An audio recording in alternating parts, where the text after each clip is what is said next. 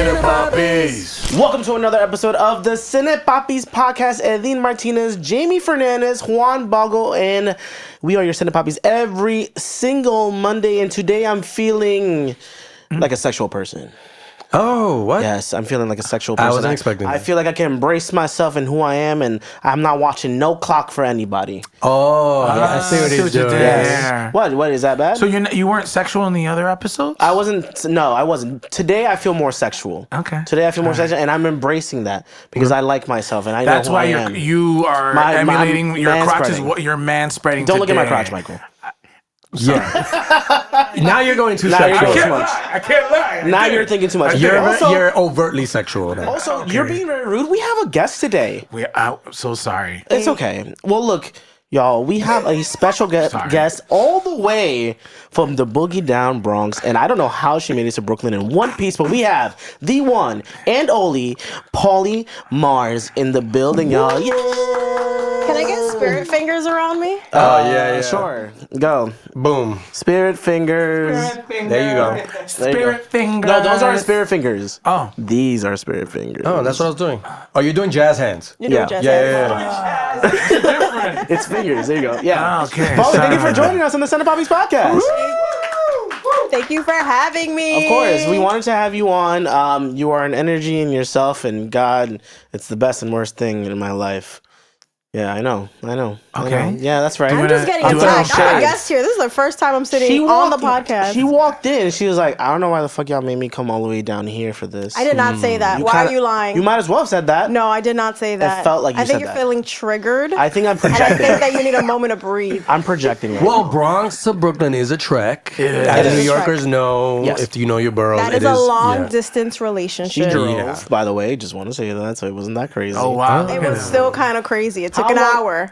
In rush hour, like, is it rush hour traffic? Yeah, you it have was to deal rush with? hour Yes, traffic. it is. That's a headache. And then, come on. It was the only way I was appreciate making it here because I would have been like, that would have been 2 hours and you would have lost me there. And this and then Uber from here back to the Bronx is like, oh, my whole paycheck? Really? Yep. You know what's dead ass? I keep forgetting that you're in the Bronx. I am in the Bronx. I was about to say, because I'm in Harlem, James in the Heights, Bronx. So why are we in Brooklyn?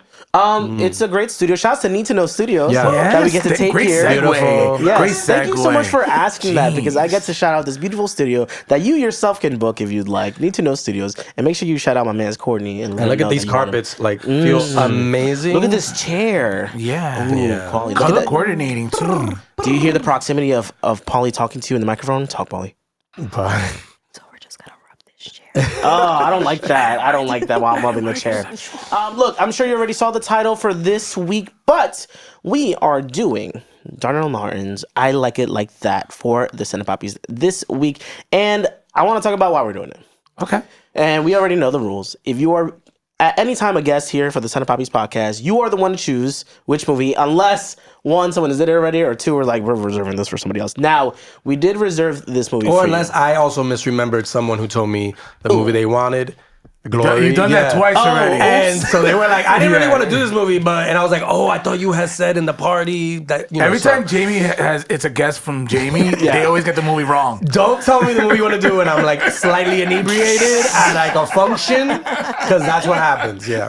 I think me and Paulie just had a clear text, but you wanted to do I Like It Like That. I did want to Can do you I let Like us It know Like That. why you wanted to do I Like It Like That? Yeah, I saw this on HBO when they were doing reruns. I was in 6th grade, way too young to be watching this movie. But me and my homegirl at the time felt like we finally saw ourselves in a film because it's in the Bronx. Yes. It is multicultural, multifaceted, like down to the Thea, down to the priest, down to just every single little, even the apartment. Yeah. Even Yes. the holes Yes. on the walls. The bathroom floor. The bathroom That was dirty, floor, but like. the sink, Yeah. like it just resonated where we finally saw ourselves in a film, even though I don't have any baby daddies. But it just like hit like, yes, oh my God, okay, we matter. Yeah. Our stories matter. Yeah. And it's right here and then on like a great platform like HBO. So you're just like, oh yeah. Shout out HBO. Yeah, shout out HBO, right? We have a number down here if you want a free subscription. I know Jamie relates to the beginning of the movie where there's catcalling, and Jamie was one of the top catcallers. Is that true? Wait, can I talk? Your mama.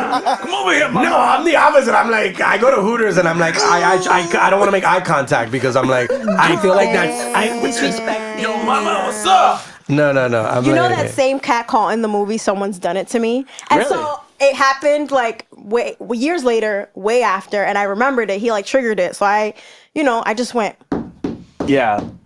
and walked away. Damn, you stepped on his. That's like that's You some did? Sonic the Hedgehog shit. He laughed, I laughed, and then we separated ways. You know what? That's something I would love to ask you. Like, how did you deal with How do you deal with cat callers? No, for real. Yeah, like, because it's. I know that probably like now, like back in the day, like when the movie in the '90s, that was huge. I mean, I remember going to Washington Heights, and I remember as a kid, like 8 or 9, and they would call my aunts, and I would get so heated. Like, is that something that you had to sort of dealt with the cat? I'm assuming you still Of deal with that course. now. Of course, it's New York. Yeah. You always deal with catcalling, especially in the summertime. I feel like though I got it a lot more, crazier when I was younger. And I think that spoke about like The climate. the climate and the men. Yeah. Like, and I noticed that too. Like, teenage girls get catcalled a lot more. Well, I was gonna say than we were grown just women. talking about it before the show rolled about how I went to Hayes, Jamie went to Mount, and you went to Spelman. You said so, like with the uniforms and stuff. And it's funny because I would hang out with friends of mine who went to like Ursula and stuff like that. They're all girls' school, Catholic all girls' school. They have the uniforms, and then like I'd be walking with my friends, and let's say if we're all paired up, and then someone's by stuff, they would catcall the girls, and that was like, oh my god, I don't And it'll know. be like old men catcalling, like weirdos. But to weirdos. Jamie's point, I've always been afraid of catcalling. I can't do that. Why? I don't know. I don't. That's not You my kind of approach. like ignore it as a woman, and then you hear like "fuck you too, bitch," and then you just like keep walking. Well, that's like, kind of the reason why I don't do it either. But it's like a drive-by conversation that the other person's not like giving back to you. You're just like, Mama, where you going? But what happened? You better than me? It's like you're just asking questions and you're not getting anything back. Well, so the best way to make someone to stop catcalling you is to ask them for money. Where are you going? To go pay my bills. You got something for me? Ooh. Exactly. That's the best way. So when you get, those are tips right there. when you get catcalled, Mike, you gotta just ask. When you get catcalled, Mike, now you be You like, can't even use like, oh, you want to be my fourth baby daddy? No, you can't even use that my because gosh. they'll be like, yeah, But like as soon as you ask a man for money, You can't do I got a boyfriend anymore. no, you can't. No, that doesn't work. Because they'll be like, yo, you don't want friends? Yup. Yeah, or second boyfriend? Yep. Because we out here like that. Yeah, it'd be crazy. No, they're That'd like, be I crazy. ain't jealous. I'm like, come on, man. or now you could just cough and be like, sorry, I got COVID. What did you say? And then they'd be like, oh, my bad, chill. No, they won't say that. They're like, They're gonna be like, we gonna be on lockdown together. Oh, God. Hey, wow. Anyways, outside of Damn, you got the good call. You got the good cat call comebacks. Listen, I She have knows. a lot of years getting catcalled. You got like, I'm telling you, money's the only. Yo, there's gonna be some thing. viewers like, yo, I like that. I'm gonna use that next The time. student yo. has become the teacher. I'm more powerful than you could ever imagine. See, look. All right, let's get into the breakdown of the movie. It starts super raunchy, by the way. We have Lisette and Chino already banging it out. Banging it out. Banging it out. Yeah. But we just see the bed moving. We see an angry neighbor at the bottom. We see all the friends downstairs in the stoop. We got one angry shorty who even throwing a glass bottle at them. But then you see something a little kind of strange going on with this whole scene, which is Chino pulling out a clock from under. What? Yeah, I know, You're right? right. That's how you're right. No, No, come on, yeah. that's out already. Right, the clock. Well, it's in, but then he pulls in. out the clock. Yeah. Okay. Yes. He pulls out the clock, and I guess he's checking his own time. Yeah. For as long as he can go, which is a weird thing because I've never had the problem of figuring out how long I could go.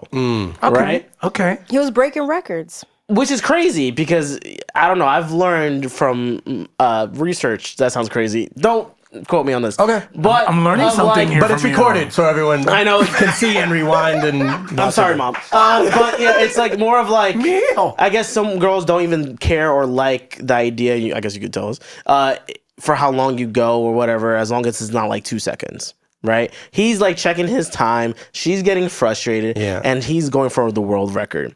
Eventually, she finishes, and everybody's hearing it. Everyone's hearing This got it. me nervous. Yeah. I've seen this movie before, but this got me nervous for the movie. This seemed like a Chasing Papi joke, and Yes. a movie that we reviewed recently. And I was like, I don't remember this movie being this cheesy, and it wasn't. But that was a little bit like, is this the kind of movie that's gonna be with these type of jokes? but I forgave it because the rest of the movie's not like that. I just want to say that for you, I watched this movie because I've never seen this movie before. So the intro scene being that, I was like, oh, I can't watch this on the train. Like this is crazy. I can't have it on speaker. Yeah, I had to go home and watch this shit. I have PTSD with the broom thing. Well, excuse me? That. Don't do that. No shit. What you talking about? That's not how people use brooms, bro. Yeah. Don't get downstairs. Don't get downstairs. She used it like that. Yeah, she did. Okay. Yeah. Damn, I didn't even. Yeah, Go to sight. No, but yeah, she was hitting the ceiling because they were banging with the bed and everything like that. So she was getting frustrated.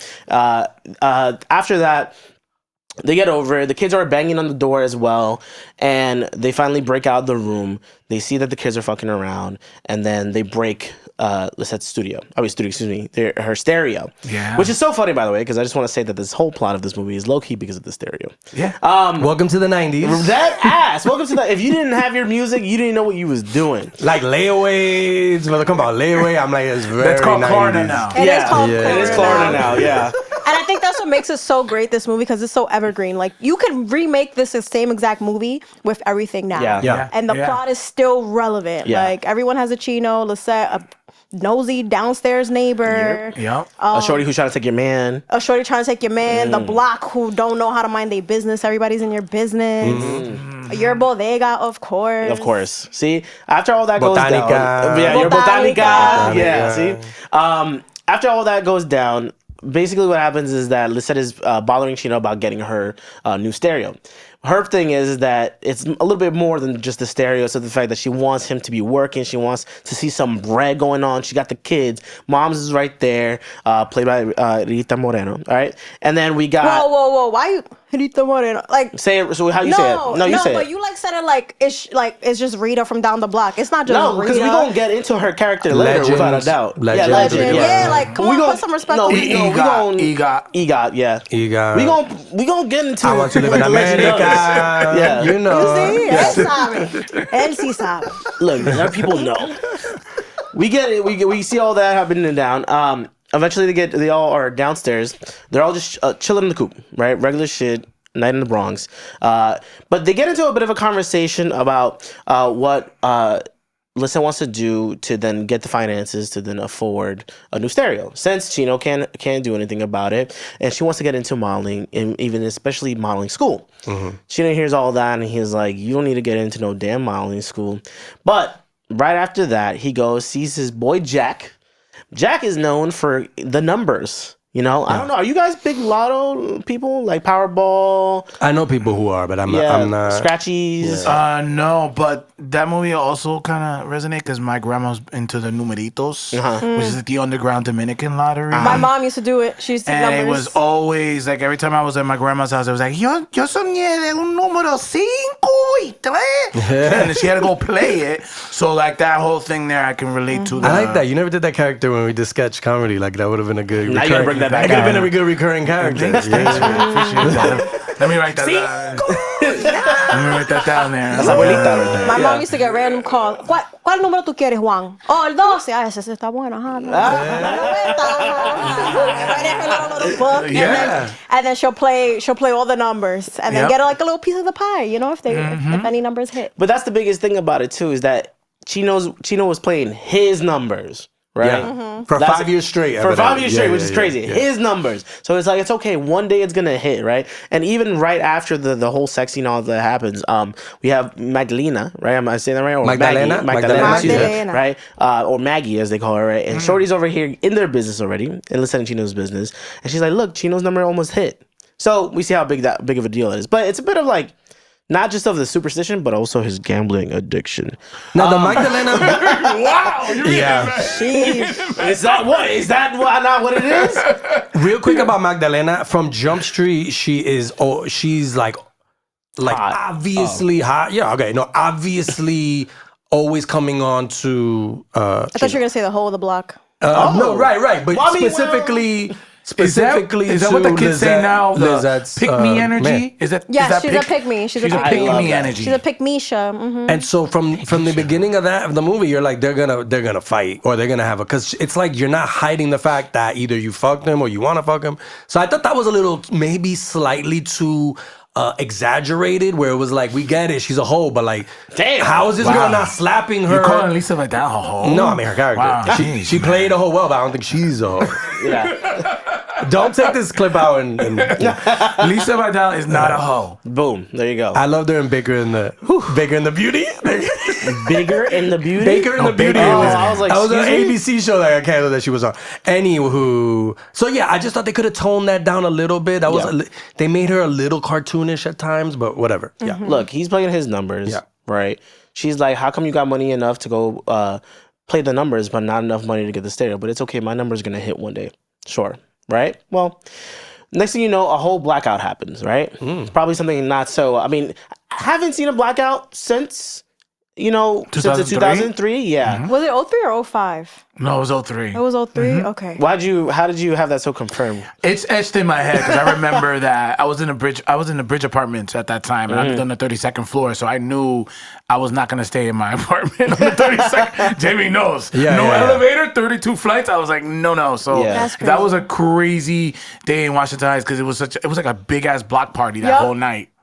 So that's why I was in the Grand Caucus as a child, just there, just with my family, just not trying to get shit done. I remember what I was doing. I was playing NBA 2003. Oh. Yeah, 2003 with my dad. We were playing, I was in Lakers. It went out and we were like, se fue la luz. Dominicans, we a little used to it a little bit. No, yeah. And he went to the breaker box and it was like, nothing's happening. Everybody came outside their homes. And one person had like the little satellite TV. And so we saw like... We had one of those too, yeah. We saw there was a blackout. Oh, and so from there we went, got some candles, everyone chilling outside, abrí una pompa, because it was hot. Yeah. I just remember that day was hot. No, and then my mom wasn't home. It was just my dad. So I was like, damn, how we going to survive today? Yeah. No, I'm a bitch during the blackouts. I think I've lived through 2 blackouts and I'm always a brat. I'm like, I can't do this. It's hot. I'm hot. There's not, I can't, I want to rip my skin off. Oh my gosh. It's kind of like if I was lost in the desert for months, but I've really one day without electricity. Serious question. Yeah. Because y'all were older. I was a child, so I didn't think about this too much, right? How bad was the looting around that time when the blackout happened? Let's say for 2003 particularly. Not in the Heights. There was no looting. It was a lot of cars with the radios up and people with the beach chairs, like you said. It's very sort of... 2 years after 9/11. Yeah. So the spirit of the city, and when that happened, there was some conspiracy, it was a terrorist attack with the electric grid. But other than that, no, it was a big ass block party. Everyone was in really good spirits. Yeah. We were trying to loot the Con Ed offices. So so if you don't go get electricity, I'm gonna get your desk equipment and I heard people were walking from freaking Wall Street all the way back home to the Bronx, blocks. I remember hearing stories like that. And I was like, I'm glad I was a little kid. I'm kind of thinking about it now. Also, people that were stuck in the train, but I guess there's a way out and stuff. Yeah, imagine, the tracks. Imagine around that time. The tracks. Oof. I would you just gotta don't get the and third it's a rail. hot day. Don't touch the third rail. Well, the third rail wasn't powered. See, it was good. You do good in a blackout. I think just don't step in rat poop. I'm okay with the rat. Don't step in rat. There you go. Yeah, there you go. Forget the boo. I'm like, is this a nest? Look, this whole blackout happens, right? But for some reason, this is a good opportunity for Chino to get Lisette Sarah. She's like, Chino, never gets caught. But wait, can I just say one thing? Yeah, it's like the blackout happens, and 0.8 seconds they're already breaking stuff. Yeah. It was like they knew that it was gonna happen. I was like, oh shit! It wasn't like, yo, there's a blackout. It was just like blackout. Yeah, but you were in the Bronx during that time. Were you during the real blackout in New York? No, Washington. So Heights. maybe the Bronx was doing that. It was peaceful on my block. On your block. My block was fine. Some neighborhoods in the Bronx, maybe. Okay. Yeah. You probably had a good. Why are you stereotyping us? I'm near the Bronx. I'm like, stand up. You from the Bronx too, no? Now I'm currently, but I rep the Heights. Oh, okay. I have family in the Bronx. Yeah. I don't have an anti-Bronx. vibes. I don't know. I like you until now. Look, he gets We'll cut it out. We'll cut it out. That's crazy. Edit. We love the Bronx. Future Jamie. All love for the Bronx. Yeah. We cut to I was gonna say Jamie. We cut to Chino in jail, not handling it very well, by the way. Screaming his lungs out. You got Lisette being like, "Oh, like don't worry about him. He's actually laughing." I was confused by that scene. I'm not gonna lie to you, but I guess it's a whole pride thing. Is that what it is? Is it like it's like he's screaming and yelling and then he can't handle it, so it's like trying to figure all that out? Cool. I saw that and I was like, that was the machismo-ness. That's the machismo-ness, yeah. Oh, in the prison? Yeah. I think that was just for jokes. I feel like it was for jokes It's almost too. funny that he's so... And he's sensitive in the movie a lot, and so the fact that he's like, "Yo, I could rob this shit." Cut to, oh my god, I just dawned on me. He was very sensitive in the movie. You're right. Yeah. We see Lisette try to basically figure out how to get Chino out throughout the whole movie. Not only asking her sister Lisette, her sister Alexis, of trying to figure out how to get money and get all stuff. Asking Chino's friends, trying to figure out Jam. Any way possible to do things for Chino. But it's weird how she kind of makes this happen because her association isn't necessarily, and it's a little harder, to get the exact money that she needs for Chino. It's more so of getting the money to play Chino's numbers to then get out of jail. So it's like she's clearly doing anything and everything for him through and through. But it's funny because she has to protect not only Chino, but like the love that she has for Chino. Like she was telling Alexis, like, "Oh, my love for him, it's like it's more than like materialist like stuff. It's spiritual." I'm like, "Oh dear God Christ!" But even in the beginning, when she's like, "I hate my life," and he's like, "But I'm your life." Yeah. So you hate me? It's like, oh, so I already was I was already like, okay, this movie's gonna be about like not having him be her life. Like she needs to find her own life as the movie progresses, and she did. And it sucks because she has to keep constantly comparing herself to Maggie because she's like, "Oh, like Maggie has tetas and blah, blah." And she's like, "You know what? Maggie doesn't have my heart." Yeah. Well, that's the thing. Chino was like a gaslighter. 100%. Because 1,000%.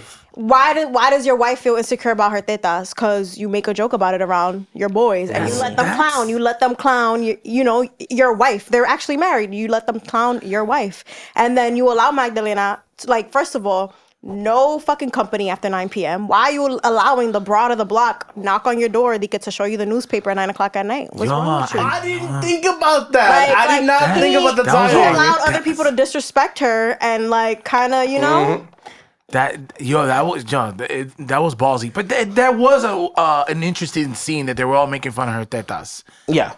Everybody throughout the movie, Like even later in the movie, they'll make a teta joke, and I'm like, oh yeah, that's right. even Alexis knew. Alexis herself was just Except like, the white guy, though. White guy didn't. No. He never. I didn't notice. We'll get to him. I like your tetas just fine. Your what? Say that was that? Tatas. Tatas. Tatas? Bruh, your tatas is insane. Tatas. We have then, they're situating themselves to try to get Chino out, right? Right. We have Lisette trying to go and then actually pursuing her modeling career. So that becomes a really, really pivotal moment because it's not only just trying to get Chino out, but it's also just making a career for herself, making something for herself to feel complete. Because not only does she have Chino try to figure things out with her, like, hey, like, can we get myself out? Chino's mom, which is, like you said, but then we also got the kids. Yep. Right? The kids are like, where's my dad? Where's my dad? And she's just basically like, your father is like a deadbeat in jail. He can't even situate himself. And that's what his own mom is already trying to defend him, being like, don't you dare talk about my son like that. I've never been in a situation like that, but I can only imagine Can we give Lisette more credit than that, though? Because she avoided telling them for a minute. Yes. Okay, that's true. Yeah. And she avoided them. And then she couldn't handle being the mom or dad because she was so cold. They also have a toxic codependency with one another, but she depended on him so much that eventually she just hit a wall because I think he stole something, right? Yeah. So he stole it. Yeah, he was trying. Yeah, but and then he was a delivery boy, right? Like a bike messenger. Yeah, bike messenger. Mm-hmm. Bike messenger. So I mean, once all that crashed down, is where we get all that. I think a moment that really struck to me too was when all that was going on, right? We started the movie with a lot of noise, a lot of banging, a lot of craziness. When Lisette gets her own moment, and I feel like I want to say that she had an anxiety attack kind of at that moment, right? She goes into the bedroom, she's like shaking, she's like turning on the radio. A bathroom. Yeah, the bathroom, excuse me, sorry. Yeah, for the bathroom, she's shaking.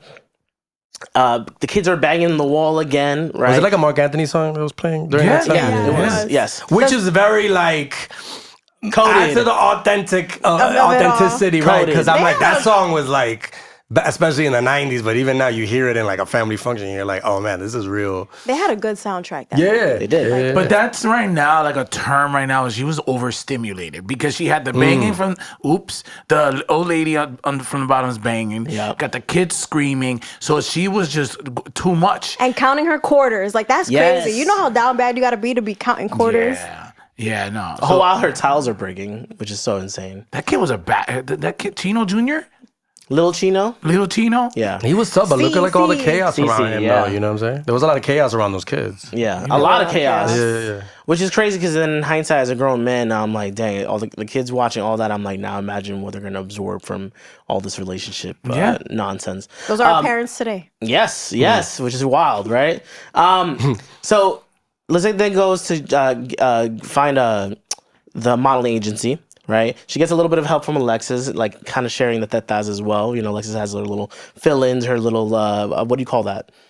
I was gonna say balloons, but I don't want to say balloons. Prosthetics? No, they're not prosthetics. No, I don't know. Help me here, padding. Miss Mars, padding. Padding? There you go. No, you don't call it padding. You can call them tetas. That's okay. Yeah. No, but like Alexis, I guess fine. Yeah, they're titties. She literally gave her plastic titties. Titties. There you go. Plastic titties. You know, I was gonna bring some plastic titties for you guys to wear on the show. Why didn't but you? then I thought that'd be too much. No, I've been down. I've been down on it. it. No, that's not the first time I've had plastic titties. Whatever gets views. Let's wait. Hold on one second. We gotta explore that a little bit. Yeah, let's talk about this a little bit more. Well, I did a video when I had my parody group called Bago and No. We did a video called Lotion Girls where we were playing bottle service girls, and I had to wear a faja with titties and everything. So it was were a BBL and high baddie? heels. Yeah. And you shaved your beard Remember? too. Yeah, I shaved my beard and everything. And he shaved other stuff too, but you don't want to talk about Yeah, that. I was method. He didn't shave. He waxed. Yeah. So I would have rocked it. So continue. That's a bit of a. Do you have an appreciation for women now? I did. When I had to wear heels and a faja for a whole weekend, definitely it was very. Whole weekend? Yeah, because it was a 2-day shoot. Jamie, I don't think you were in that video. I didn't ask you to be in that video. I kind of just didn't. Remember that. I felt comfortable around you, like in a faja. Yeah. Yeah, man. I was wearing a faja. Yo, I couldn't go to the bathroom for like 7 hours because I would have to take everything off. I was like, I don't know how women do it. And I got catcalled when the first day shoot. I went to Pickney. Rest in peace. I went to Pickney. Yeah, I walked out and there was dudes catcalling. I'm like, yo, Mommy, I like your stubble. Come here. Where you going? Did you ask them for money so then they can stop? No. I was like, stop it. I'm in character. The little lip lick too. Yeah. Everything.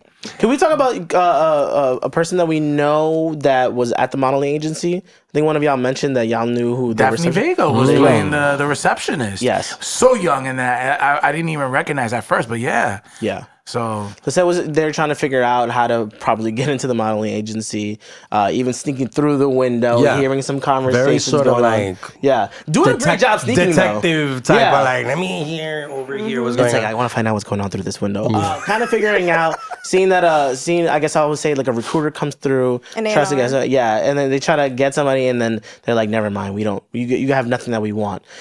She sees that as her opportunity to see that recruiter by the elevator and be like, this is me, this is who I am. I have all this going on. I have this spunk, which she does. So she eventually goes into the meeting, right? Visits a Mr. Price there, who's having a meeting with the Mendez brothers. Played by actor Griffin Dunn, who is a well-known character actor.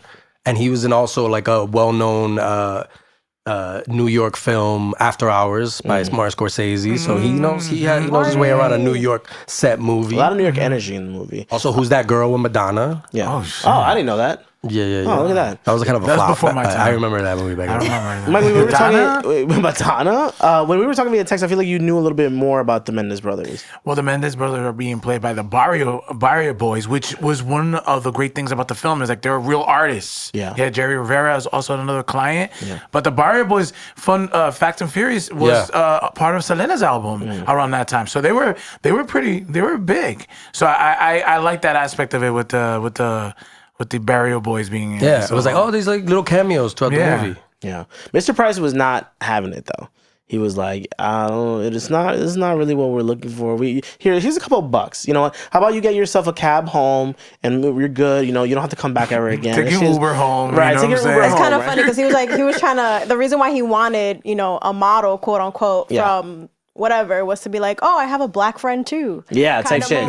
Because he needed to sign the brothers to his record label. Which is crazy. Yeah. But I mean, very realistic to how like the themes were in the 90s and trying to handle all that. Trying to grab at the culture every way possible. So like, he was my friend. But she's not having it. She's not having it at all. She grabs the money. She's like, okay, takes a step back. But then she's like, nah, fuck that shit. She comes right back. She's like, nah, you got to do this, and that. Trying to basically give any sense of critique to kind of help them out. And then he's like, oh, I thought you were sick.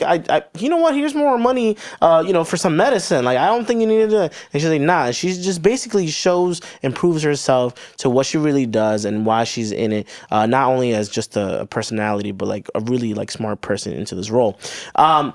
So Mr. Price is kind of settling down. He's like, you know what? I kind of see it. And it's so funny because throughout that whole conversation, he basically promised her that he was going to give her a ride home. He's like, okay, whatever. That's the least that I could do, right? Because they were hanging out with the brothers and everything. And then he's like, okay, well, where are we going? And she's like, well, I got to go all the way to the Bronx. He's like, the Bronx? Yeah. Yeah, I like how they both looked at you, by the way. I know. Well, it is a thing. Even going uptown. Story of my life. Even going, cab drivers will be like, no, I can't go up there, right? Actually, I'm not gonna lie. Yeah, that's anytime when I was in college and I would have to take an Uber to the Bronx or a cab to the Bronx, they would hate that. Yeah, it didn't matter. It didn't matter. And then Uber, because you forget Uber, like they don't know exactly the destination until you're in there. So they're like, oh, you see it in real time. They're like, oh fuck, dude. Well, every time I'm at the airport having to take a cab back home, that's literally what happens. And they go, you go to the Bronx, right? I'm like, That's not that bad. Welcome back to New York. Welcome home. I guess you don't want the $80. So this is the thing, right? I had to think about that too. I was like, why is it that a lot of cab drivers, Uber drivers, etc., have such a tough time of wanting to take someone from, let's say, the airport to the Bronx? And it's not the ride to the Bronx. It's from the Bronx to wherever else. Because they have to pick up in proximity. So I guess they feel like, I'm going to pick up some bullshit because I'm in the Bronx. And I'm like, ew, dude. Like, does it really have to be like that? So Mr. Price is like, yeah, fine, whatever. We'll like, she has the Mendes brothers' number. So he was like, fuck, right? And I love the moment where she was like, oh, like, it's okay. I have it all memorized. He takes the ill ride to the Bronx, right? Like whipping it crazy, which is very unsafe, by the way. They get to her crib. He drops. Wait, do we see the Willis Avenue Bridge in that? I think we do. Yes. That bridge has not changed, please. No. And New York City government, please put some funding behind that bridge. For what, 90? What? Yo, it's been From to now, and it's like hasn't It's the changed. same bridge. It's been over 25 years. Yeah, We've had like 6 mayors since then. Deadass. We got maybe more lights. Like, that's the best we could do. Yeah. He drops her off, but at that same time, right? And he is dropping her off kind of late. Right? 4 a.m. is late. Yeah, but look, she knows the bochinche that goes on in the neighborhood. I don't think it was 4 a.m. I think that's the bochinche. Oh, you think? Okay. Right? I feel But like- she never pushed back. But she was like, look, I was working. But she knows the bochinche, that she knows that's like a small town, that neighborhood. So why is she, if she was smart enough, she'd be like, yo, stop like 3 blocks before my actual neighborhood, because people are going to be talking. But like, I have to say, too, I'm sure at that time it wasn't the safest. I don't know. Are they in the South Bronx? I think so. Yes. So even more so, right? Like dropping me off 3 blocks away in the South Bronx. That's true. I don't think it matters though. What you mean? Like 3 blocks is still like part of the community. Like, like You'd be surprised, bro. I've gotten jumped around my with block nosy before. neighbors like that. Oh, she's talking like about the back in nosiness. the day, It still would have caught on. He had to drop her like in Manhattan. and let her ride like 2 stops by herself. Take a cab from here now. Take a cab from here now. So are we? But even that would have been bochinche because they would be like, how she got money for a cab? Damn. Like, there's no winning that. Damned if you do. Are we victim blaming a little bit? What you mean we victim blaming? Because it's like, so she should have done better. She was getting a ride home after locking in a deal. She can't be surprised that rumor started because of that. Her man's in jail, and We are victim blaming. She can't be She surprised. got no peripheral vision. She didn't see the guy, his boys in the neighborhood when she got out the car and she's having a conversation with him. Like, wow, you are victim blaming. Okay, continue. but it's not a victim. So Nobody's are a we victim trying to- in this. They're just She's she just made victim a of the she just made a gossip dumb that puts her in a bad position with Chino. But she just made a dumb move. She's a victim of bonchiche. She's a victim. Yeah. of She is a Gigi. victim of You bullshit. don't think that a woman at 2 a.m. Cannot go home with a stranger, a man, a white man, A white in a in a Lamborghini, Lamborghini. and Why am I like saying the whole thing? and right, Lamborghini, In a Lamborghini. and it just and it has to mean that she's sleeping with him. Yes. I mean, that's how they thought in the 90s. That's how they thought in the 90s. Yeah. Think about it. I would think that. Now. Where is she gonna? And they know that Chino's a player. Who's They victim know- blaming now? Mike, if you were in jail Yes. and I saw your wife coming home That's- in a this is Lamborghini around the way, I'd be like, yo, what the fuck? I go straight to you and be like, yo, you What know color You go would was the visit me. Lambo? You would red. visit me. It was red. It was red. It was a red. Damn. Nah, the red Lambo. You already know. Red don't mean stop. Think about it. Like that's the one Jay-Z would use. Hello? In that You scenario, threw me off. You threw me in off. that scenario, red don't mean stop.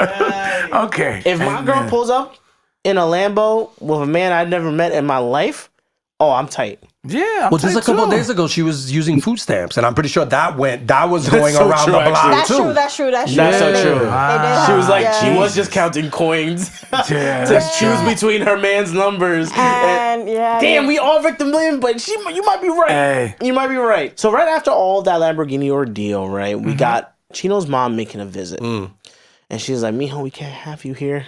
We got to figure this out. But we got to figure this out the right way. She's, first of all, over Lisette, right? So she was like, you got to go. I know the perfect way, right? Maggie's dad can make sure that you get out of here without a hair out of your head. But you got to claim the baby that she got. Which is crazy. A crazy ordeal. But I feel like in the world of Bronx Pochinche, that makes sense to me. Is it that easy to make such a claim? Yeah, she was the broad of the block. But isn't that worse? Like even more so? Because I guess he has to believe it too. But she's also She got a roster. She could be like this one, this one, this one, this one one. of them might be my baby dad. She's also the heir to this bodega empire that her Yep. father has. They're gonna, because it was like they're gonna build a new one and like Grand Concourse. Yeah. They were treated like as a Whole Foods. He's gonna open up a new supermarket and you're gonna run it. Yeah. And he was thinking like, She's like, no, he didn't say run it. She said manager. manager. I mean, but way better than his messenger whole situation, right? And usually that spot goes to the cat. Oh man, you. That's Facts. true. Yeah. But by the way, that became a very legal That's thing this a year. That did. And New York. Cats now have rights in New York. Can we just clap it up for the cats? Cats. You can now be a bodega cat officially in New York City, which Cat is kind of rights. wild. We do see Lisette going back to finally getting her job, visiting Mr. Price, but then Alexis visits her, and then she gets her tetas back, right? First day on the job, but like, do you have bring to go family? to your sister's Yeah. job and like kind of be like, give me my tetas back? It's like, Yeah. it's her first day. Give her Yeah. let her get acclimated to the You know what it is? office. I That's don't know. so funny that you say it like that, because I'm realizing that Alexis throughout the movie can't believe it till she sees it. That's the hugest thing, because she's like, you got a job at the agency and you wasn't fucking this white man? Show me the job.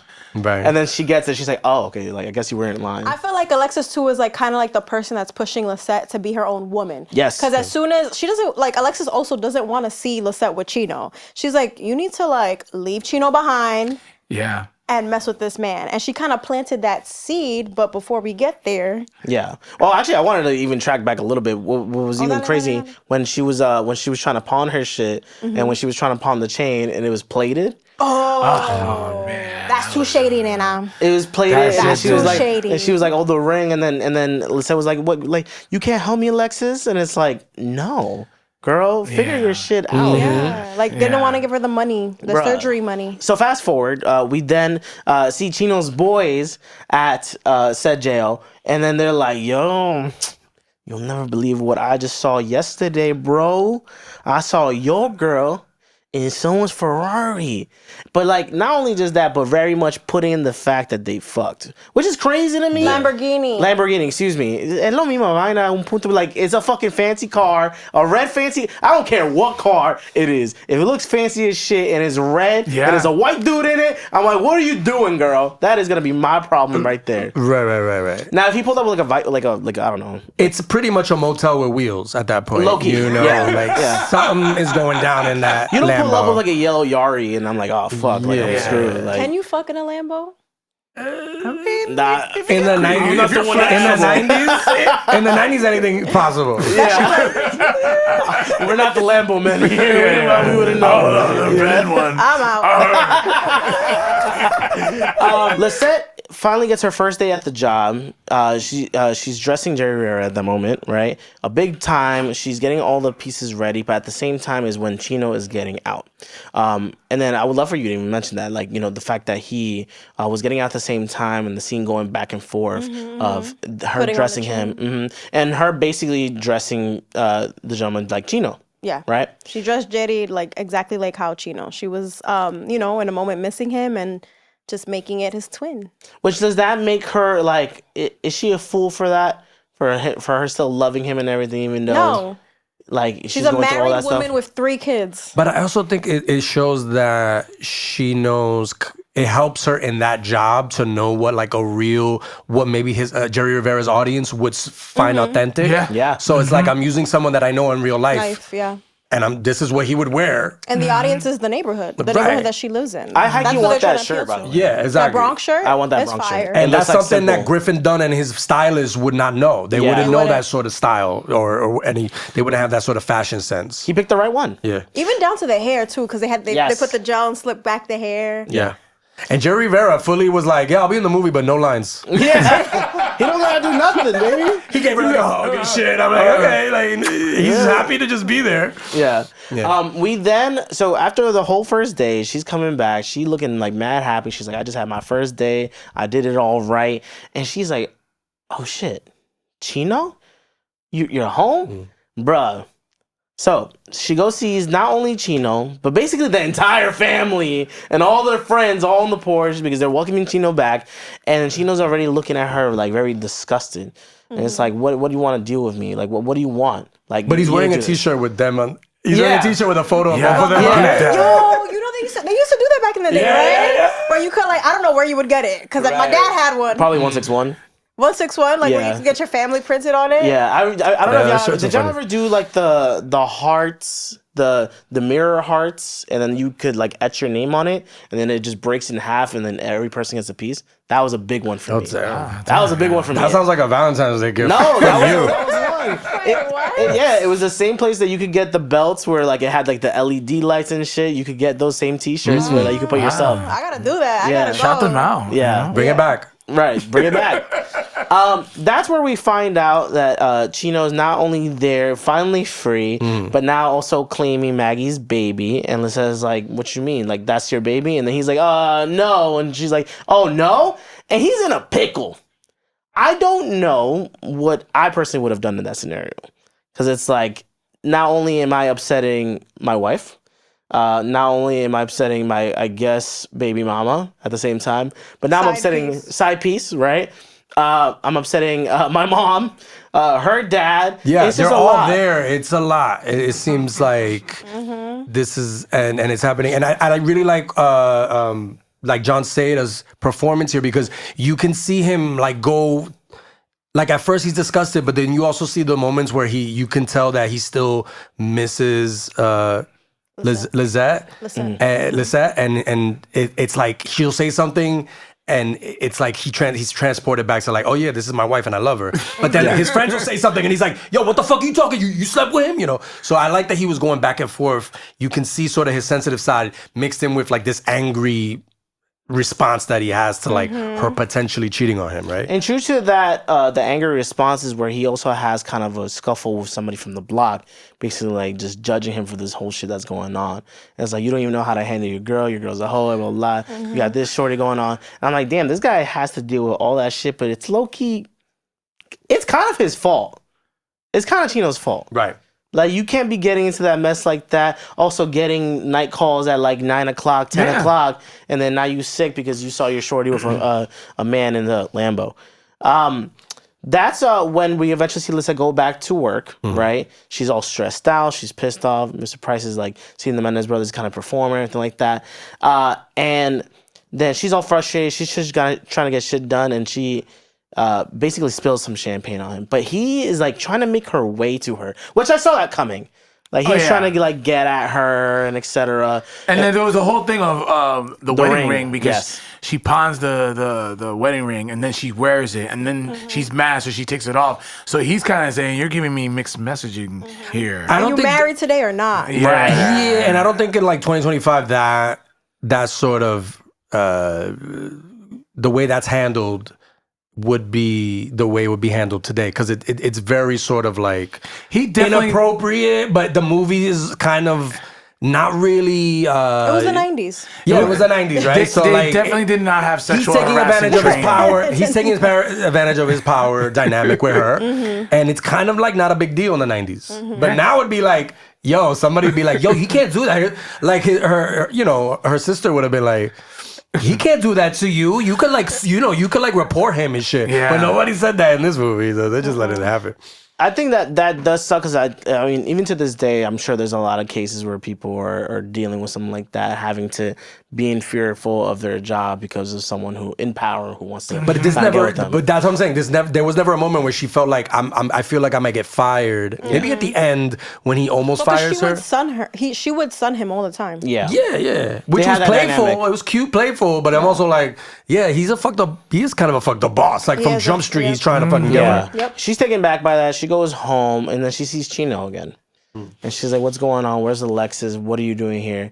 Because she kicked him out the crib. Because she kicked him out the crib. But you know what's funny is that what happens too is Chino kind of tries to act like nothing happened. And like you mentioned before, he is the biggest gaslighter. But unfortunately, this does take to a turn where things get like physical. Even more so just him throwing her into the bathroom. But he wants to be a man there, which is so funny to me. I guess even like the definition of what a man is for 2025, but even the same thing for the 90s. I feel like I know a lot of stand-up dudes who, even to them, that's not being a man. Like, just because you got, your shit here, even if it's on layaway, that'll make you a man, right? They get into a whole kerfuffle. Even the kids are in it. Little C's kind of there, like, what are you doing to my mom? What are you doing to my mom? Trying to figure all that stuff out. And then Chino locks her into the bathroom, right? And when Lil C's trying to defend her, he's like, you want to be a man? You want to like take care of your mom? Boom, throws her in there too.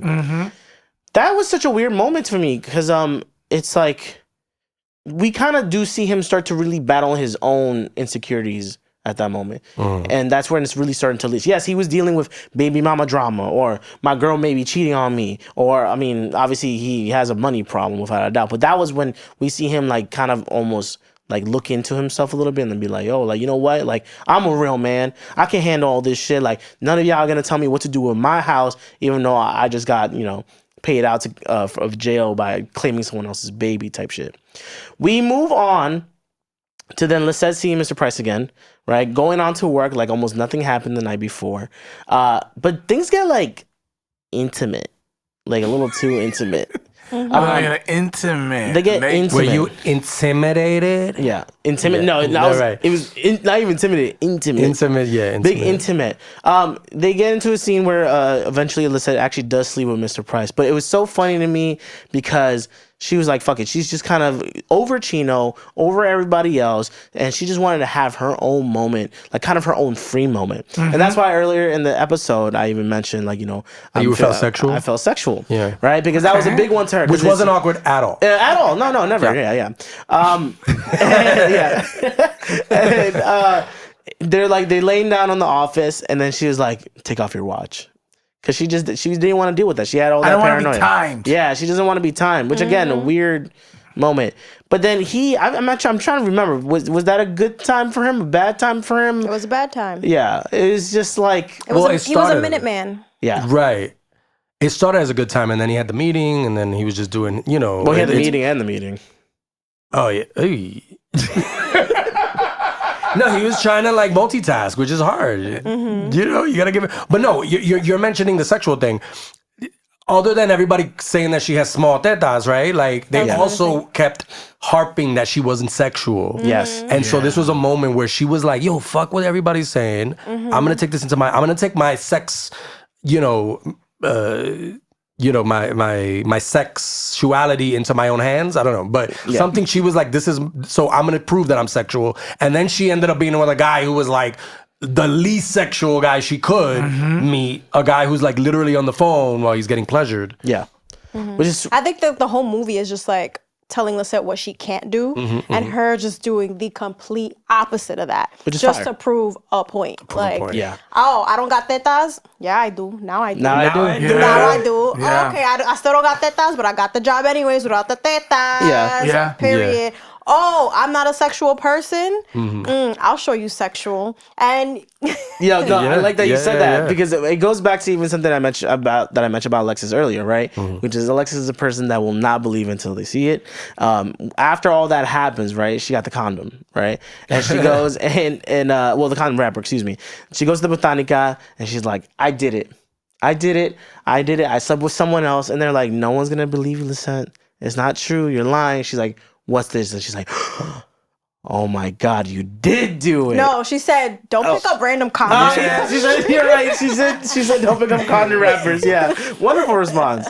But yeah, to that point, it's like they don't believe it. She's trying to make a little bit more for herself without getting too wrapped up with every single scenario that she has to be a part of. You guys already know that there's a lot that goes on to this movie, right? But I kind of want to bundle a bunch of things when it comes to Chino and Little C, right? And also, I guess Chino has a father. It's not like you're talking about rappers and shit. Right, Little Chino, Little C, and Little Chino came through to the studio. Right, where we got Little C. One moment is basically when Little C tries to step up to his dad. And he's like, you're not a real man. I'm a real man. I can handle myself. And Chino's basically, oh, you're a real man, right? Okay, you're a real man. So you're going to figure all this stuff out, right? Because those are my clothes. And I bought those clothes for you, right? So how about you take those shirts off? He literally brings him out naked, right, into the hallway. Which, by the way, I've had this discussion with people before in the last week because I was telling them I was watching this movie. And I was like, I've never had that happen on my end or heard of anybody. But then apparently other people have heard of people's parents putting them out naked. Yes, to kind of prove a point. I was a teenager.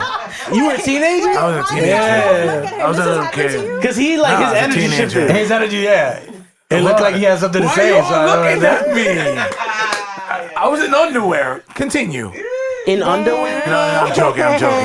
But that's the thing. It's also just like the... You gotta put a number. Right. If you have been thrown out the crib naked, please call this number. Please at Paulie Mars. No, not on Instagram. Whoa. And let her know. Whoa. What is this number going to go to? Like some resource or something. Some some A nonprofit. help center. Yeah, help center. Not me. What am I gonna do?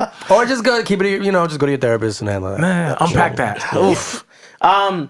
That moment happens, and again, it's Chino trying to show authority as a father.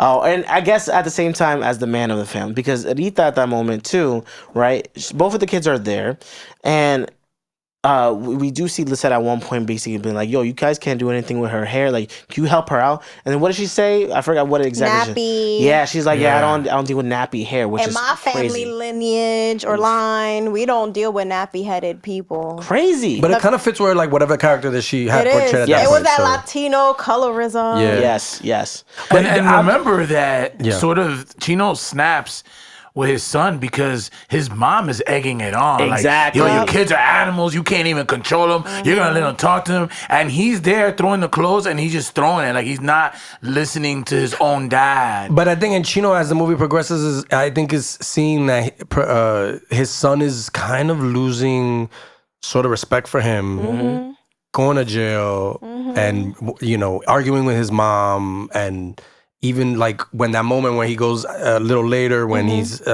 eating ice cream and he asks for a hug from his son, it's like he feels like he's almost losing him. And so that was like an end of the rope situation. Like, I'm gonna throw you out with your clothes off. It was that's all he could think of. And thank you for that. Thank you for that, because it does get into the point where when that happens, his daughter is basically like, oh, well, he got all these new clothes on and etc., like these new jeans and t-shirts. And that's kind of when Chino has a realization. He's like, wait, is this fucking kid dealing drugs? So he was like, all right, bet. He goes, apprehends him, and he's like, yo, what are you doing? Like, are you trying to, like, be like these kids? Like, you want to sell drugs and shit? Like, you want to see what happened to your uncle when it was all that stuff was happening? Like, is that what you want? And he basically takes his clothes off again. Well, he takes his pants down. He takes his pants. And then that's when he rushes. Happened to you? That's what happened to you. That's who. You were dealing drugs and it's in your pants. Yeah. It's a really long day. That eventually, Lisette and Alexis find little Chino under the staircase. Can we take it back? Can we take it back? Because not only that, then the neighborhood, drug dealers, the teenage boys start laughing at him. Yes. And then, like when they say it takes a village, it took an entire village to beat all those little motherfucker asses. Yeah. And I love that moment. I was like, imagine if we just put more belts in more hands. Yeah. I'm kidding. No. Oh my gosh. Paulie belts across America. Yeah. Again, if you want to find a belt to spank your kids, Paulie, right here. No. I'm kidding. Fajas con Paulie. I sympathize with the son because the father hugged him in front of his boys. Yep. Yeah. And I used to be embarrassed with my father. My father would always insist on kiss him both cheeks, when he would drop me off. And I'm like, my friends are watching. I'm not gonna do that. He'd be like, you forgot my keys. Hello. And I'm like, stop doing that. My friends are here. So I think he felt a little embarrassed. Yeah, of course. But I did like that the everybody else stepped in to correct these fatherless. I thought the movie was gonna go a whole different route. By the way, I thought they were gonna circle back after time went by. What do you mean? Like, I thought they were gonna run up on them, like run up on Chino and his friends after all. Well, there was a gun involved. There was a gun involved. But with nowadays, especially the kids will run it back and catch them lacking and do some crazy shit. Yeah. Unfortunately, gracefully, this movie doesn't go that route because there's too many other plots to really go through, which is why this is an exceptional long episode. But all that happens, right? So again, Lisette and Alexis see little Chino, and Alexis is basically like Lisette, you gotta do something. He was caught selling drugs and stuff, and Chino basically embarrassed him in front of the whole neighborhood, right? And then she was like, well, I have nothing to do with that. I don't care. All this was happening. No one cares about what I have to say. So why should I care about them? I'm gonna do me. And that's where Alexis has a moment, and it's just like, you're turning just like mom.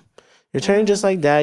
You're being like them. You're being selfish. You don't care about anyone else. Yeah. And the reality is that it's more about just caring about yourself or caring about something. You're just making a family happen, really being there for somebody.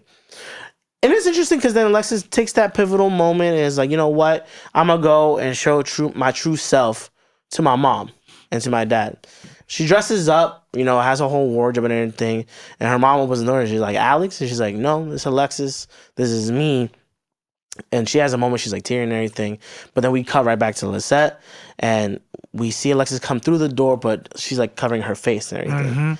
And then when Lisette kind of looks at her and she uncovers her face, Alexis has bloody nose, bloody mouth, bruised eye, and everything. And unfortunately, her dad beat the shit out of her because of all this and just not accepting her. And Paulie, you kind of said something before we recorded, which was the fact that Alexis, for her character, for her time, that was a big moment. Having someone who's I would say trans, right, being portrayed in the 90s.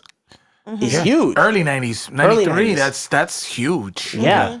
And and it wasn't used as a joke or anything. Yeah, exactly. This was a character that they don't even really acknowledge. There's some talking about she's saving money for surgery, but even that when it is sort of joked upon, it's the sister making a joke to her sister, as opposed to none of the people in the hood really were And what I really love too is Alexis was kind of treating Lisette or teaching Lisette how to be a woman. Yeah. In it as well, and how to take your power back and be selfish, but then it kind of that's where you see like the development of Lisette. Is like Lisette is a selfless woman that just focuses on Chino, and Alexis is there like, hey, don't forget about yourself, do this. And then eventually she becomes way too selfish when it comes to her kids, to her detriment. Yeah. And I think in the moment where like they're arguing, they're talking about little C and how she should treat him. Lisette is, tells her sister, you're not. That's when she kind of calls her out, or you're like, you'll never know what it means to be a real mom. So she actually like hits her hard there. Yep. And Alexis is like, yeah, okay, but I also used to be an 8-year-old boy, so I kind of know what little C. So it's like she always had like the right answer for everything. Yep. She kind of was the voice of the consciousness. Or the voice of reason, throughout the whole movie. So I thought that's what like is an important character in the movie to me. And like y'all mentioned, like the jokes weren't of like her being trans or anything. It was just part of it. It was the joke was not really. It was like the reality of things, of the scenario, not necessarily making fun of it. It's like these are real things. I don't think there were any jokes. No, there were like little tidbits of like I think like cutting dick off and all that jazz, like stuff like that, or that stuff. But it was just like it wasn't about making fun of her character. It was just like, yo, this is the reality of the character and what you're doing, and like everybody accepted that like if it was nothing, right? She wasn't even getting her own whistles and catcalls at the very start of the movie. Was. Yeah, so that was really cool. She's a baddie. Yeah, baddie. And like to wrap it all up, Lisette like kind of just goes back to everything, right? I know we find out that the baby isn't Chino's baby; it's actually Angel's baby. Which I don't know if y'all know this, but it's a foreshadow in the beginning of the movie. It is. Yeah, that part that Paulie mentioned, which was the fact that they were doing all the catcalling, and then they were like, "Oh my heart, like my heart's on the ground," and then that's when Magdalena goes and she's like, "Oh, should I step on it?" While she's holding the baby, she's having that interaction with Angel. Yep. So that's the full foreshadow of like this is Angel's baby the whole time. Obviously outside of when she's having the conversation with her father in the bodega that this is not her baby. I thought that was a funny reveal though. Yeah, like it's just like it's my baby. He tells. He admits to his boy, that it's his. But I thought, but he's the one that was out here talking all that shit. Clearly, right? Exactly. But. We end the movie honestly with Lisette and Chino growing a little bit more, but kind of basically almost ending up, in my opinion, in the same place. How do you guys feel about that? I think it's up to interpretation. Like I think that we don't know if Chino and Lisette got back together, but they're co-parenting. Like that's one thing that we can agree on because he took the kids to the music video. So do I think Lisette got back with him? I don't know.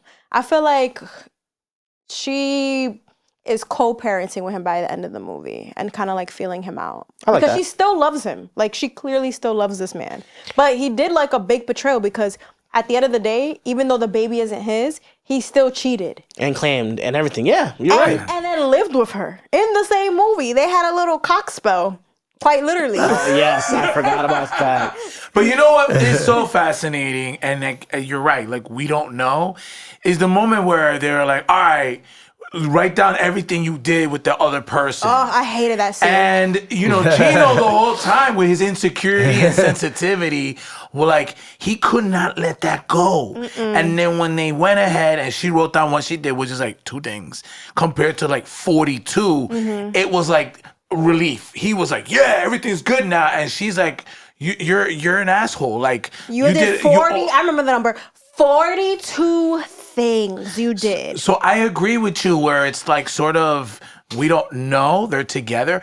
He actually goes visit with the kids to see her on set, which we see she steps up, but she definitely has more leverage that she doesn't need him compared to the beginning of the movie where she's depending on him. So yeah, you're right. She was a stay-at-home mom. Right. But which is what I really do enjoy about the film is like it's not got a perfect ending. It's like this is the new reality they lived in throughout all this chaos throughout the movie. Well, yeah, they're in the same position they were in the beginning of the movie, but their characters have gone through stuff that kind of has changed them. Like even he sort of, when she actually uses what Alexis told to her about like, you don't care about other people. Yep. It's almost like that kind of was like a light like turned on in his head of like, oh yeah, maybe.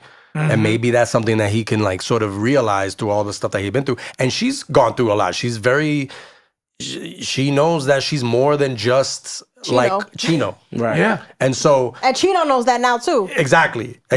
So how is that gonna, develop with them living together still? Now look, Sequel? Right. See, I didn't I like They that did too. set it up nicely. They did. But we're probably never gonna get a part two. I'm a way bigger fan of the open ending than having a part 2 for majority of the movies I've seen in my life. True. we did get a part 2, like Raising Victor Vargas. See? What's the other one? Now. It's been taking a minute though. Oh, damn, you put me on the spot. In the Heights. No. Well, we're not counting. In the Heights too. No. In the Heights dos. Joel. No, shit. In Washington High. Which is Yeah, how you feel about being on the spot like that now, huh? No, Mad Bills to Pay. Oh, Mad Bills to Pay. Yeah, Mad Bills to Pay, which is like I feel like is a combination of the two movies. And that's a current movie. That's the current movie. In the festival circuit? Yeah, or Okay. I think it's gonna get distribution soon, but yeah. Oh, hell yeah. No, because for people might be like, what movie is that? Like, Mad Bills to Pay. Yeah. Look it up. It's gonna come out. Yeah. So we've already said so much about the movie, so I kind of want to do really quick Yes. of MVPs and all that jazz. So, I mean, look, if I want to just go down the line and just give me the name, for MVP for me, Alexis. You? I think Lauren Velez, great lead for role, perfect role for her. Smoked it. You? MVP for me. Mike, do you have one? Just in case? I do. You It's just go. the director. She did a fucking amazing job to make it really Dynamite. authentic to every single aspect of it. Like you really felt it. Just like we're saying, like the way the apartment looked, the neighborhood, the characters, everything was so authentic. So that takes a really well skilled director to do that. So shout outs to the director. And she got Yeah. blackballed. She got blind. She got She got blackballed? blackballed after that film because it is the first studio-funded film with a, African American director. And she ended up getting blackballed because the reality is, I think, and allegedly, is that she was, saying like, this took way too long to happen, this type of funding for these type of films, and our films matter. And, the studio didn't like that. And that was like, I think, her first and last studio film. And I actually saw her speak in like a festival or something like that, and her first bit of advice, they were like, can you give advice to anybody who wants to be a director? And she's like, don't get into the business. She was very sort of negative about the business in general and how it's treated her. So she had crazy. scars from that. And Yeah. this was like years after this movie, had come out. If you don't have an MVP, do you have maybe an imposter of the week? An imposter. Yeah, someone you weren't a big fan of? I'm not a fan of that stereo that started all this shit. I'm not gonna hold you. You mean the blackout? Yeah, the blackout and the stereo. Oh, Facts and Furious, Yeah. this movie was originally titled Blackout. Was it really? Yeah, and then they made her change it. They made her change it to I Like It Like That. Wow. Yeah. What the hell? was- That's so interesting. I mean, I like Columbia Pictures. it like that one Imposter more. was the priest. He should have let Magdalena and Lisette just battle it out. Just battle like, it they out? just needed like when you just need your fade. Yeah. Like they just needed that fade. Who would have won? Who would have won? I don't know. I don't think Lisette would have won. You don't know. She's not a Really? fighter. She's not You're a not gonna fighter. be the. I'm just for context. You're not gonna be the hoe of the whole block and not know how to fight. You're right. Wow, Like you gotta be that's fighting deep. other people's mans, boyfriends. That's and wisdom be like, right there with wisdom by Eddin. wisdom by Eddin. Yeah. My Also, the father, the bodeguero. Like, how you know? Like, I know you he hear was people funny. talking. Like, you're not a bodega owner without hearing the bochiche on the block. So how you don't know about your daughter? I'm gonna take this from the book. Like- Hold on, I'm gonna take this from the book of Real Women Have Curves. He just chilling in the background, Oh, G. no. He just not trying to be involved. man. My girl does what she does. and is he a single father? Like he might just be, Yeah, he's that just doesn't know how to there, bro. handle all this. He doesn't have. So the, you just ignore it? Papi, I just ando bodega. y no sé Diablo. nada. Estoy aquí. But she might be. His daughter might be sort of like the woman in the household. cat and should have said he's- more. He doesn't know how to handle her, and she's very emotional Okay. about But it's funny because it was his money that got Chino out. Yeah, he was pissed about that. But I don't think it was his problem. Like it was like his mom was probably talking. Well, not his mom, but his shorty was probably talking in his ear. His daughter was talking in his ear. Was like, yo, I need him. That's the father of my child. Yes. Now look, I have Busy a, trying to open up a bodega on the Gran Concourse. Right. and the Gancancors, I have a dual unpopular opinion and imposter. Oh. And this is controversial, but Rita Moreno, Yep. when she does an accent, a Latino accent, it comes off very sort of fake and like she's trying too hard. And she's a Okay. great actress. a legend, but in this movie, she's basically doing sort of like a caricature. Yeah, like it's almost like an SNL character. It's like, oh, no, she's doing, and everybody else is kind of naturally New York and the way they talk and stuff like that. And she, I think, is doing a little too much overacting. Legend always, but that's why it's a kind of an unpopular opinion. But yeah, she was in like in the sitcom version of I Like It Like That, which inevitably when she did One Day at a Time, perfect for that. Perfect. But for this character, it's like, are you in the same much. movie? Are you in the same movie? This is a feature film, mama. Yeah, mama. Okay, get up, mama. Do you have an unpopular opinion? Yeah, my unpopular opinion is that, like, I don't know how Chino's bragging that he lasts so long. I don't know women like that. No. I don't think women like that at all. 2-minute man. No. Let me tell you something. As a 2 minute, you're saying that? I'm 2 minutes. Wait. You sure you want to go on the record with that? Yeah. He has 2 children, probably. I have 2 children. Okay, he don't gotta worry. Yeah. Okay. Yeah, that's what you. I forgot. A minute a child. That's pretty good. It's That's impressive. pretty good, That's yeah. impressive. Yeah. I don't get it. Like, no woman in the movie, either one, were happy that he doesn't come. Like, that's not You something know what to it brag is? about. Because they probably also will feel like there's something wrong with them. Exactly. When it's really a him problem. I don't know what All it right, is. man. Have you ever been pegged? No. Wait, how do we get there? Yeah, how'd you get there? But no, I haven't. Wait. Have y'all ever been pegged? No. No. In case anyone doesn't know, because this is not the show for this. This isn't pegging. This isn't on the bottom. Yeah, this isn't pegging puppies. But pegging is basically No, pegged. yeah, peg. puppies. Yeah, Pegged peg puppies. puppies. Well, I haven't been pegged, so I don't know. But it depends on what these gentlemen say. They both said no. I mean, I've read about it, but but just, I did my I Googles. had to look it up, and I just saw imagine it. that for like 80 minutes, non-stop. I'm good. Oh, I see what you're saying. Oh, okay, I get it. Yeah, I see now, what you're too. saying. I think I need to stand. I don't. So that's my unpopular opinion. And then he's not hitting the spot. I'm sorry. Yeah, no, I and feel he's you. not hitting the spot. Yeah. Like, she had to turn him over and finally get her own pleasure. She's just there like, Yeah, and then Magdalena had 2 cocks in the room, and still Whoa. it was true. So he's gaslighting her in bed too. Yeah. So that's that, and then 2 cocks in the my room. imposter of the week. Yes, go ahead. No, go and ahead. just to, I gotta let it out. Please. They had an argument about that in the movie. Yeah. It was like, you can't please me. You Yeah. call me not sexual, but you can't please me. I am just a blow-up doll. And he felt offended. He was like, what do you mean I last so long? And it's And like, that was the other thing too. Remember, he was like, "Yo, was he better than me in bed?" I'm like, "Okay, cool, but like, what you doing?" Like, that's That's why I don't the think they were bar last. was in hell in that comparison. The No, bar was I just in want to hell. say that I bet you that he got this whole lasting long thing from his boys. You know what a girl likes, bro? When you there for hours and just pounding that thing. And there was no internet or social media, so that's amongst the where you, block. where you get to learn about pegging. Yeah. Which, by the way, pegging is when you get things inserted up your bosom. You know, Bosom? Yeah. When you get fucked, when a guy when a gets guy gets fucked. Yeah, but in the bosom butt. isn't bosom. But not bosom? like, but Yeah, it is the bosom. difference But between there's a- pegging. he means the badussy. Yeah, the budussy. The budussy, yeah. Yes. Give me your piece real quick. Angel. Like, Of his badussy? my man. No, not his badussy. Give me your Badussy now. See what you did, Paulie. I'm just now picturing Mike naked in the hallway. With his badussy out. Yo, if you looking at my Badusi, all right? I'm punished. Angel. With his the little fuck? with his little C out. Yeah. Okay. What? Angel, what are you doing, bro? First, you add fuel to the fire. Why did you just do that? Like, no, because I'm adding fuel. Like, Stop there's adding fuel to the fire. Okay, he's you adding go. fuel to the fire, and then he just in the end, is- what kind of homie? Like, if Jamie, Oh, here we go. you know what I'm saying? Like, if I ended up putting Jamie in that position where What I'm the position? baby Are we still daddy- talking about pegging? What kind of homie does that? Okay, Not you true. let your boy go through all of that, almost become a manager of the bodega, claiming the kid, and you're like, oh yeah, by the way, that's But my is that child. also breaking the bro code if you sleep with the girl that is No. your mistress? No. Is that a bro code? Because so like this is all right, I'm Yeah, please, I'm please, not a Jennifer. man. Right. No, But no. I but- feel like So? you know, when I think back into high school, like there's always that one person that is like the treesh, you know? And so Oh my God, Paulie. she's the pass around.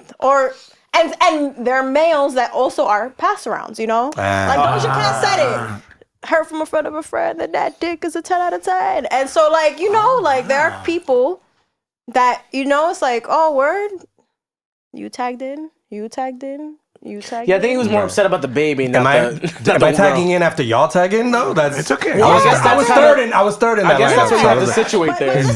But this is like bottom of the barrel activity. Yeah, this is very like immature. But they're all young. They're all pretty young. They're pretty young. This is young activity as well. Yeah. They're like, I don't. Do any of them drink in this movie? That's a great question. I don't think they drank. No, they didn't drink. They're all smoked pretty young. cigarettes. Yeah, they're smoking cigarettes. So cigarettes. they could have been like under 21, but over 18. So it's but some it's shit. like immature shit. It is some immature shit. Yeah. Street shit. Like everyone has that person in their life. Of course.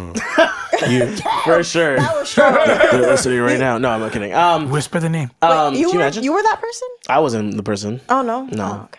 No, I can't be afforded to be a pastor. No. Okay, wait. So let's end this app because I know this movie is exceptionally just full of plot, right? But we want to end every single time with our PPS, our Papi Point system, which is where we rate the movie 1 through 5, but we give our own little flair. Right. I don't mind going really quick, which is I would actually want to give this movie 4.2 out of 5 condom wrappers for this movie, because I've heard of this movie so many times, right, throughout my 31 years of existence, but I've never watched it. Not because I didn't want to. I just, I've been doing all this shit, bro. And I got to finally watch it, and I was like, yo, this movie has so much going on. Yeah. It is such a timepiece that is so ahead of its time. And it was a good ride. Like I was really impressed. I loved all the character development, and then maybe I guess lack thereof in a sense too. But I really felt like I was there. I felt like I was there. I felt like I was in 90s. Mind you, that movie's 94. So it says I'm as old as I like it like that. So that's fun. 4.2 condom wrappers out of 5. Okay, Jamie. I'm gonna give it 4 out of 5 alarm clocks. Because I think this is a very authentic movie. It's authentic to like Latino culture. It's authentic to New York culture. And I thought a lot of the casting worked. Like I said, Lauren Velez really.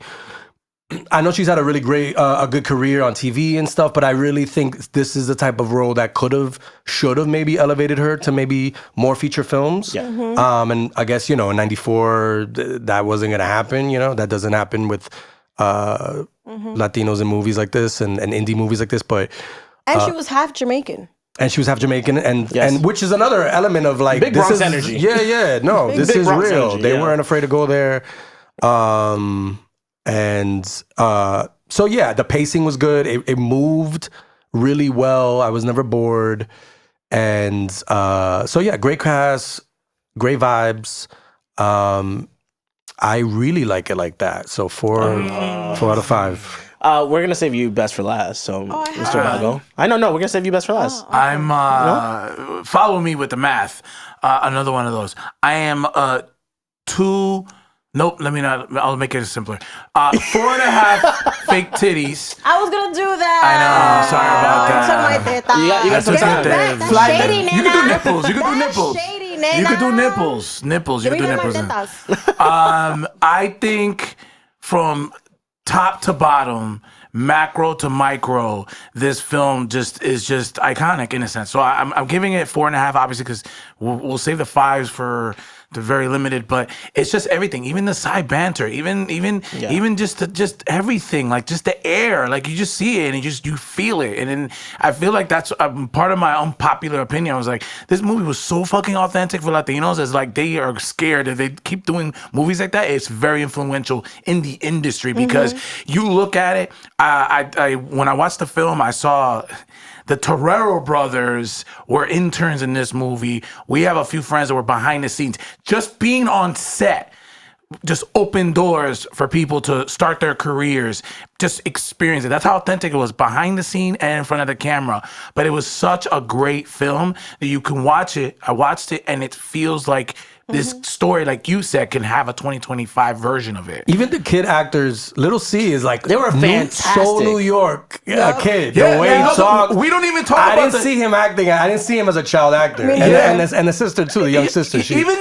the kids that were like trying to like make fun of him. Remember when he was trying to start the stuff and he's stealing it and all that? Even that didn't feel like, oh, these are child actors that are trying. They just felt like they were kids from the neighborhood. And I think that that's also a skill to find the right kids to get in there. So from top to bottom, it was great, and it's just such a great experience, which I believe is sort of like that happened, and then you have Raising Victor Vargas, and then you have Mad Bills to Pay. Shout out Joel. Every 10 years, you have a film like that. So no notes. It's refreshing. It almost feels like this could be something if you have a moment where Netflix can do a series, it feels like that neighborhood, even the neighborhood, was its own thing. Which quick facts and figures in the end there,